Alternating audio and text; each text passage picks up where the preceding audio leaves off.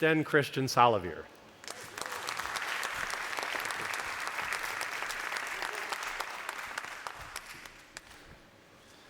So good morning. Thank you, Robert. Thank you, Twin. It's a very great pleasure to be here today and talking to you. And before I start talking about Estonians, we are a small country and we are proud of a few things. We're proud of our digital nation, which I'm trying to pack into 10 of some minutes. We're actually very proud of our singing ability and our traditions around singing, the song festivals, but we are also very proud of our language, because there's only 900,000 people who speak it, and probably in the next 50 years it will be gone. So as a small ritual and opener for today, let's practice some Estonian. So there's a very simple but very profound word in Estonian which is called tere, which means hello. So tere. Thank you. So let's talk about Estonia as a small digital nation. So who of you has been to Estonia, and Finns not included? Great. Who knows where Estonia is? Fantastic. So I can skip some of the slides. So we are indeed a very small country, which is called the sort of next Silicon Valley in Europe. And we're situated near Scandinavia, on the strip of the Baltic Sea, and it is indeed a very small country. Our population is about 1.3 million, out of 30% of which are Russian ethnicity or Russian language speaking. We are part of the European Union, and of course we are very grateful and thankful for our partnership with the United States, whether that includes business, cybersecurity. As we all know, we do have a neighbor, right? And that neighbor sometimes can be quite tricky. Sure. It depends on the tax-free, yeah, of course. But yeah, Estonian culture is actually quite old. Some of our runo or the old folk songs go back 11,000 years, and apparently, Estonians, Finns, and some of the tribes, Lapps, came from the Ural Mountain. The Finns stayed a little bit above, and we came down. And our Republic of Estonia was founded in 1918 after almost 1,000 years of reigns of Danes, Swedes, Germans, Russians, and etc. So it is a kind of a very hotspot in the Baltic Sea. And indeed, unfortunately, we had 50 years of Soviet occupation, which in a way has given us vision, purpose, and resilience, but it also has had some impact on our infrastructure and mindset that we're actually battling until the present day. But we like to sing, and as Richard yesterday said, these collective traditions are really powerful of keeping the stories together, and something that kind of kept us afloat was our tradition to sing. Singing is an Estonian pastime, and every 4 years we have an amazing event which is called the Song Festival. There's a choir of 20,000 people coming to sing together and an audience of 100,000. And this tradition really kept us going through the quite dark ages of Soviet Union. So what happened in 1991? In these 3 days when the putsch happened in Moscow, suddenly we were independent. And I would like to say that it was a kind of a country of no man's land. Anything was possible. We had no economy, we had no infrastructure, we had less alliances, etc. And Mr. Mart Laar, who was the prime minister at the time in his 30s, he faced the challenge. What could we do about it? So the first thing, what we lacked was a proper communication infrastructure. And interestingly, the Finns wanted to come to rescue because they had a mobile system called NMT. Yes, it was working at the same time, and they said, how about you taking that infrastructure? Unfortunately, we said no. There were 3 young entrepreneurs in Estonia who had actually dabbled in University of Helsinki, by the way, and they had found this new amazing thing, which was called TCP/IP, the internet. So a decision was done by the Laar government that we will skip the infrastructure together and we would go straight to digital and fiber. And one of the reasons in there was that we are a very small country, so we really can't afford a highly cost infrastructure. So we basically have to hack our system, in cheap means to make it more efficient, right? So let's leapfrog with the help of internet. And in mid-90s, the Estonian government partnered up with private sector for a project called Tiger Leap. The promise was that by 1996, every school child in Estonia should have email. We did. And it was such a profound experience. There was public infrastructure and private computer enterprises, internet providers, etc. And for Estonians, it meant something very, very important. Suddenly, we could be connected back to Europe, where we had been abolished 50 years ago. So connecting to internet, thinking about technology, was really getting out. Access to information was regaining our freedom. So what happened next? In that 10 years, the Tiger Leap went to create something amazing. In 2000, we launched a totally digital government, no papers, because we can't afford it. After that, we built an X-Road, which is a government API that connects databases. In 2002, we got our first digital national card, which I'll be very happy to show you, that every Estonian has. Then we have a national portal where everybody can use the government services, bus tickets, e-police system, e-justice, company registration portal, etc., etc., etc., etc., etc. And then basically in this year and in upcoming year, we're going to legalize AI in government proceedings. So what we really managed to do in the 20 years is going from no infrastructure to a situation where 99% of Estonian government services or transactions between a citizen and the government is digitalized. So how this happens, is the government controlling my data? No, not at all. Everything that kind of binds it together are outlined in two things: public internet and a protocol called the X-Road. So imagine this as an API that basically authorizes logins. The government doesn't own any data. You basically authorize different parties to make transactions, and everything is documented and logged. So what has stayed the same over the years for Estonian government, whatever political spectrum it is, no backdoors whatsoever. That is a public-private partnership in that regard. So what is Estonia here right now at 2019? So 99% of the population has that digital ID card. I'll be very happy to show you. 99% of our state services are online. Filing taxes takes literally 5 minutes. If you don't believe me, I'll show you later. What we can do is that if you have that digital ID card, you can establish a company between 5 to 15 minutes. So you log on, you get your statutes, you sign everything off, you pay 100 euros, and you're ready to go. Most of our banking is done online. All contracts are signed digitally, and since a few years ago, you can be part of that too. So in 2014, Taavi Kotka, who was the CTO of Estonia, had an interview with The Economist, and he was asked, so what will happen to Estonia in 50 years?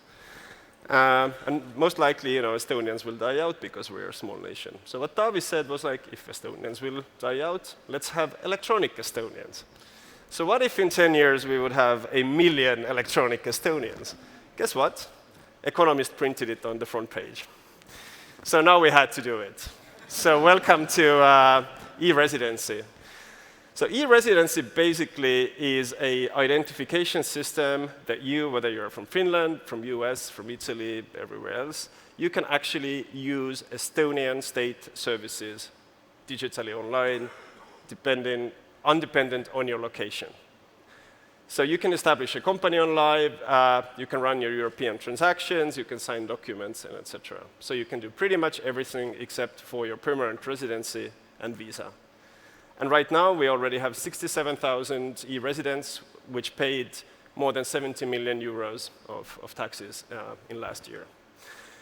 And this is really a work in the progress because, from an interview with The Economist, we suddenly have to do it. So myself, as being part of the E-Residency 2.0 strategy roadmap, it's a kind of a startup within our government. So we're really trying to figure out where this platform would go. And one of the ideas that we're dabbling on is that imagine a government as an app store. If you are a developer, we have the infrastructure, and you can deploy and develop your services on top of that. But how is everything like this happening if we do have a neighbor? And we learned our big lesson in 2007 with very intense cyber attacks from Russia. And Estonia, after that, has become the home of the NATO Cyber Defense Command. We're organizing frequent cyber drills, and the government and the private sector is also consulting quite a bit on cyber. So we like to say that we stress on confidentiality. All the data is yours, availability, all services are connected, and we do have a nationwide KSI blockchain that is putting it all together. So what comes next? It's been quite a tremendous ride in the past 20 years. And we in the Estonian startup community think that we need to get a new kick into the country. And this year, there's been a few great initiatives that hopefully helps the country to take its next leap. We're going to take AI to the public sector. We're looking for a next action plan for Startup Estonia as our main organization for startups. And the Minister of Trade and Economy has actually launched a moonshot program within the government called Accelerate Estonia, where at least 3 public organizations have to come up with a crazy idea, such as landing a man on the moon. So we've just started, and we'll see where we go next. So besides the public sector, Estonia is also home for many startups. And Skype actually was born in 2000, thanks to 5 Estonian programmers. So, you know, for the 1.3 million people, we have 650 startups. There is more than $1 billion raised in investments. And we are a small but yet vibrant country of unicorns. If you think about Skype, TransferWise, Bolt, the next competitor for Uber, and Playtech, which is one of the biggest deployers of online casinos. And we've seen really tremendous growth over the years as well. And the ecosystem, of course, is not as big as in the Valley, but it's vibrant and it's really founder and entrepreneur focused. We're also a gateway for talent. Yesterday, I was having a conversation with someone from Ukraine, and Estonia has become a role model, really, for Eastern Europe. So we are a small country, so we have to work with talent, and basically we try to serve as a gateway for young entrepreneurs from Belarus, from Ukraine, from Eastern Europe, to help them found their companies and go to Europe. So what can we do for you? In that small country, if you'd like to know more, come and talk to me. With literally 2 or 3 phone calls, we can really go high and make fast decisions. We can reach government officials, we can reach business leaders, and we can really make a dent in the universe. And of course, in that process, we've learned our lessons as well. So the first rule is keep it short and simple. The second one is, yes, geopolitics matter, and I think it's a threat, but it's an opportunity. And transparency works. As I said, the whole idea of E-Estonia is built on trust and transparency, whatever the government is. So what can we do in the future? Estonians have a saying that work hard and love will come. Well, so far it has been like work hard and no love will come. But we'll see what comes next. So we're really defining our sense and purpose for the future and battling the comfort zone and really trying to take the startup and entrepreneurial mindset through the nation, from kids to the elderly. And I think what we're really trying to figure out is what's really the next big thing? How can technology and startup community be sustainable? And I think we are putting a lot of interest and effort into defining the new KPIs, whether they're connected with SDGs, with ecology, diversity, or anything else. So thank you so much. What we as Estonians would like to say is that the best gift what we can have is learn from you. Thank you. Aitäh. Sten, thank you so much. Have a seat. Let's chat for a minute before we go off to break. So as I mentioned to everybody, I visited Estonia with you, and it was a fabulous visit. By the way, we'll have a small group in Helsinki, Tampere, Finland, and Tallinn, Estonia, October 3rd through 8th, if someone would like to jump on that ship. But it was certainly a great place for somebody to visit, but the whole digital story, that's extraordinary. You also have this Disneyland old city in the center, and I mean that in a good way. And the best food I've had in almost anywhere in the world. But one thing that I saw was you're just old enough to remember the transition from the Soviet Empire into an independent country. How does the next generation look and feel from your perspective? The Estonians who weren't around under the Soviet yoke. It's a tough question. I think Estonia has had a very, very complex issue, not only with Soviet Union, but I think with Russia in general. And there's been a lot of positive things, but there's also been a lot of negative things. And we have to remind ourselves that 30% of Estonian citizens are Russian-speaking. They not necessarily might not be of Russian ethnicity, but yeah, they are Russian-speaking. So, parts of the big question, of course, is how do we deal with that kind of situation, right? Because, as I said, the neighbor sometimes tries to take advantage of it.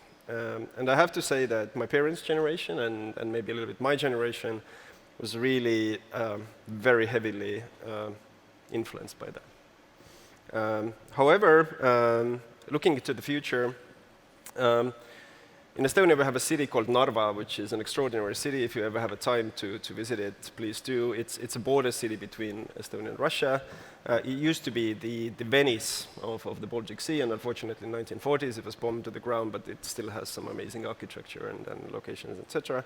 And they have an IT college, which gather kids from that area, plus from Russia as well. And I'm really proud, and I've been mentoring there as well, to see that kind of history doesn't have any meaning anymore for the young generation. I think it's everybody's now really trying to situate themselves for either a European arena or a worldwide arena, and the whole notions of leadership, of role models, and etc. has nothing to do with the past. One of the greatest young entrepreneurs in Estonia are of Russian ethnicity.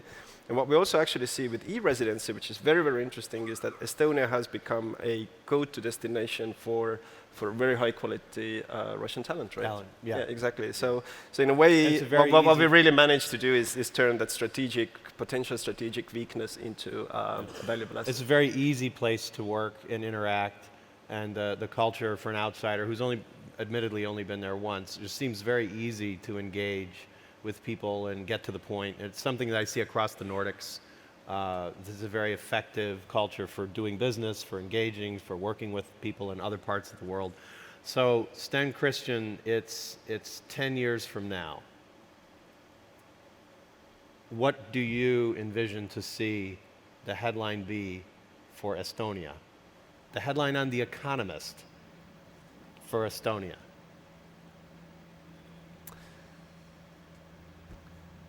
This is being broadcast live, right? Yeah. Any journalist here? Yeah. Putin's tracking this conversation, by the way. Of course. So, if I would have a bold vision for the next 10 years, I would say not 1 million E-residents, but at least 10 million E-residents. 10 million E-residents in Estonia. I think what we really built over the years is a fantastic infrastructure, but we can't scale it without the help of you. And the more people we have actually, working with that, kind of exposing the weaknesses but building on the strength, I think our infrastructure can really become a role model and I would say the benefit for the greater good in the world. Well, I have to say, one of the things that I've learned in my life so far is always being intrigued by different countries and how they approach the problems are different, the solutions are different. I have to say, over and over again, I stumble on smaller countries. Maybe it's because they feel more pressure or they can move faster. They have less infrastructure, figurative and literal. So what we can learn from, Peter Bryant, our good friend, New Zealand, what's going on in Estonia or Israel, Singapore, a little bit bigger, but Ecuador, we'll hear a bit tomorrow morning from Ecuador. These are places that are laboratories for the future.